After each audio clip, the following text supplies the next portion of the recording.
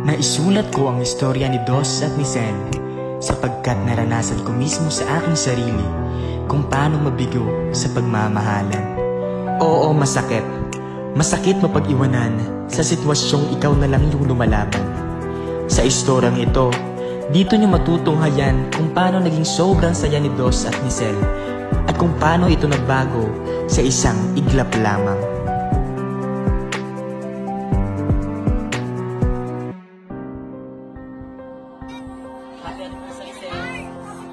Grabe no, tungtong kasama. Pinig ko lang sana kahit babot tayo ng ilang dekada, walang magbago sa ating dalawa.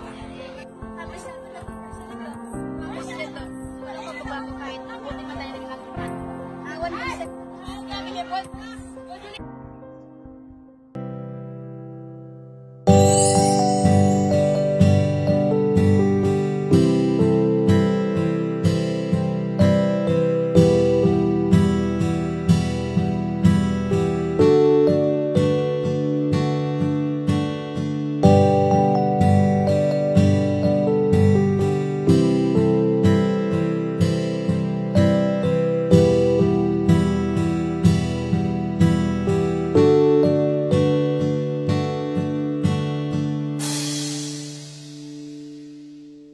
pirmi na lang ang musinig sa isip mo nag-auni. Pirmi na lang kakapirdi,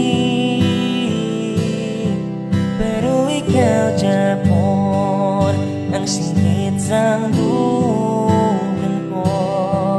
mga pinagkasulat ang ginatagsi mo, mga pinanakaluha ang nagpuno sa nuy at liwat magakadlaw. Nga wala ko ginapilit, good liwat nga magainit sa nuy at liwat akong maangkon. Mga kusmo kay halo na hindi sa damguhanon. San mo, san mo, san mo asang una kung ang matuon nagalibot ng akong utok. Nandagit ko kapag nabatunon, isadugan ko ikaw giyapon.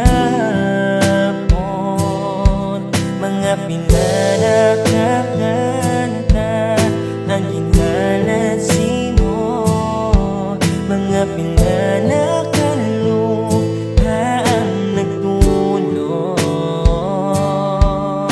sa nuy at liwat magakadlaw.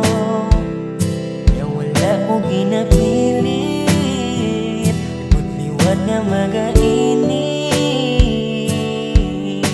sa nuy at liwat akong maangkon. Mga kusmo kay halo na hindi sa damguhanon. San mo, san mo, san mo asang una nakit sa liwat mabatyagan sa pagwiyak tanay kamot. Ikaw akong kaupot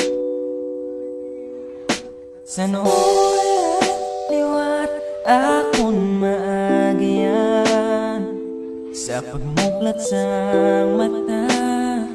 Ikaw hindi lang ang dumana. Gosh! I'm really sorry. I mean, oo. I'm really sorry, okay?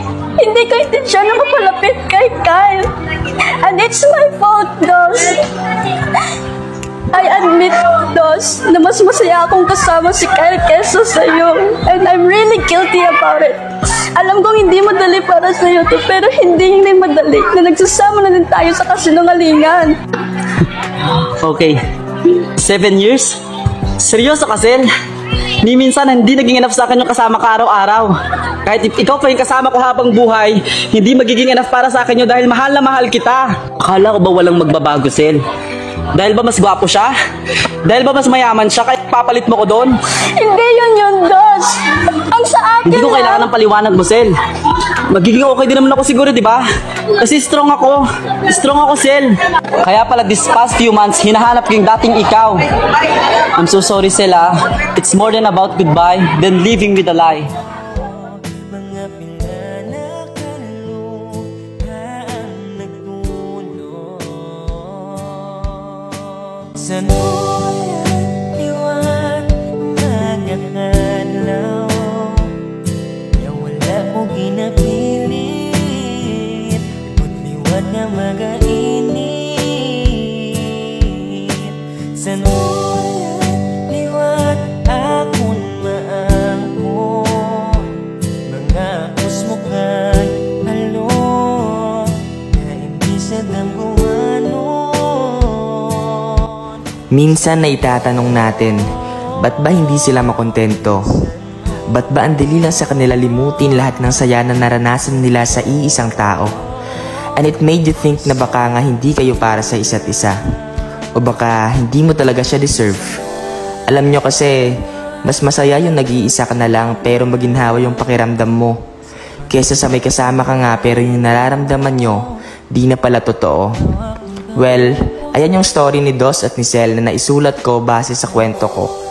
Ang natutunan ko lang mahalin natin ang sarili natin higit sa lahat. Dahil pag dumating yung araw na iiwan tayo ng minamahal natin, hindi tayong magiging talunan.